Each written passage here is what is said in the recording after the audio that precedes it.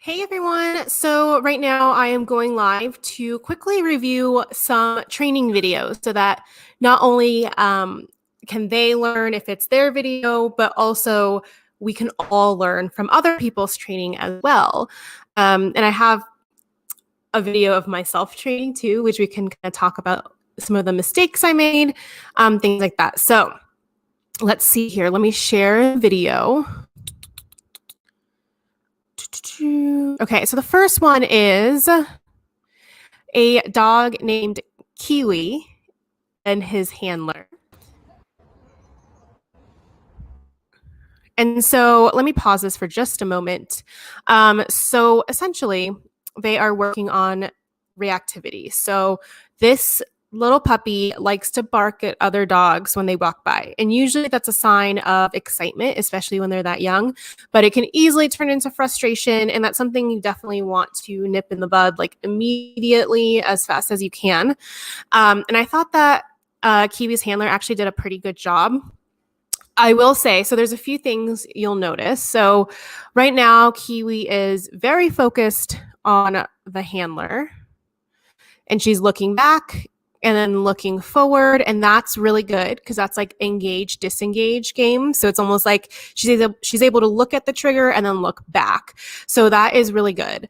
But you'll see she's starting to go a little bit over threshold here, and she was able to move back, which is good.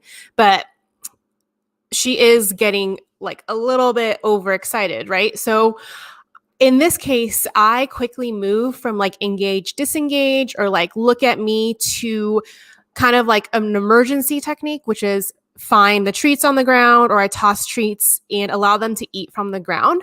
And that's because eating from the ground, number one, gives them something else to do. And then number two, it prevents them from rehearsing the behavior of barking, because we do want to prevent any kind of rehearsing of a behavior. And then number three, when a dog's head is down or a puppy's head is down and they're eating, that naturally relaxes all of the muscles in the neck, the shoulders, all of that. So if you think about if you were to sit at the edge of your seat and like tense up, you would actually get a little bit more anxious than if you were in a beanbag chair and melted into the beanbag chair. So same thing, like we're trying to change their body language. So by eating off the ground, they are going to have a more relaxed demeanor and head towards more relaxation, if that makes sense. So you'll see here, he did a really, really good job disengaging, but then it was a little bit too much, I think. So she lost it right there, which is totally okay. That's why videoing yourself is a really, really good idea. And I wouldn't continue letting them meet because now we've reinforced that behavior on accident. Unintentionally. But I do just like to mention this because videoing yourself is really a good idea, because that helps you kind of look at what you did wrong or how you can kind of like adjust moving forward, because none of us are perfect, and it's hard to see in the moment what you're doing, and then you can adjust from there. So we'll watch it once again, like full speed. So you'll see here, I think he was doing perfect right here, allowing the puppy to look at the trigger and then look back. But this is where it's kind of like that gray area where she's having a lot of trouble moving back. And then this is kind of where I would have, right before that is where he could have tossed some treats on the ground, and that would have prevented this behavior. And then just making sure we're not letting her pull. Okay, so that's the first video. The second video I wanted to show was an example of dogs playing that is really good play. So this next video, let me turn off the sound. So you'll see here, this is really, really good play because they're taking turns. They're very bouncy, right? So no one's stiff. And it's a really big misconception that tail wagging is always a good thing. It's not. It's important to look at the entire body language. So not just the tail, but the entire body language. So very bouncy. They're taking turns. So it's not just one dog constantly chasing the other. Not to say that that's always bad. It's just we want to look at the dog being chased. Are they enjoying it? And this is perfect. They're taking turns. I really like this play. And yeah, that's great. So the next video and the last video I wanted to show was using classical conditioning to desensitize a pup to being handled. So preparing a dog for when they have to go to a vet, get touched on their paws, things like that. And this is with a really young puppy. So this is really a really young puppy, right? So we can go a lot further because that's why, it's still within its critical socialization period.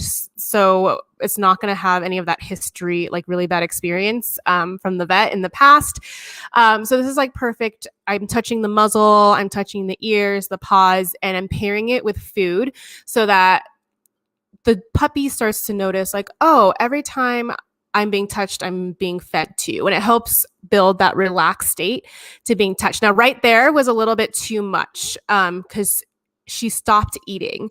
So that's something just to keep in mind too, is if you notice a certain area is too much for your puppy and they stop eating or they eat faster or in a more tense way, like right there, she stopped. So the paws were too much and I kept going, which is not good. So that was a mistake on my end.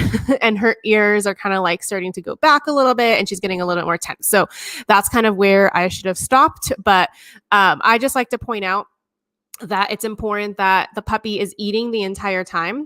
This also helps prevent resource guarding. You see the tails a little bit, a lot. It's also hard because the streaming is slowing it down and it's making it choppy. But essentially, at least it is on my end. I don't know about yours, but in general, like if we notice that certain areas are a little bit too much, then we can just pause and essentially reevaluate and take it a little bit slower. So those are like my 3 examples of videos. If you want me to review.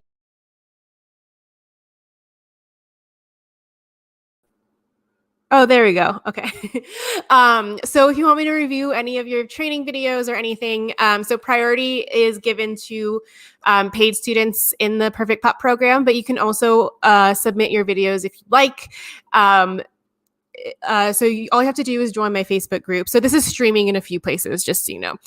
So you might already be watching it in the Facebook group, but if you're watching it on somewhere else, then just join Possum Parents Facebook group. And you can kind of post your videos in there too. So yeah, that's it for today, everyone. And I try to go live every Tuesday at 11 a.m. Mountain Time.